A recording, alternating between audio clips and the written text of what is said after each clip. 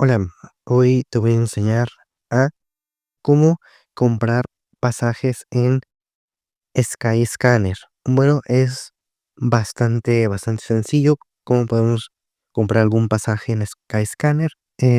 Vamos a ir a la parte de explorar y vamos ahora a donde dice vuelos, que está abajo de la palabra de Skyscanner. Aquí vamos a seleccionar el aeropuerto de donde vamos a salir y el aeropuerto de llegada.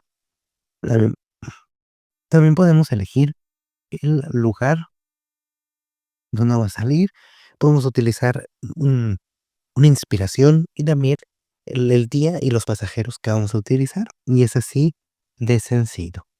Y bueno, pues así es como acaba el video de hoy.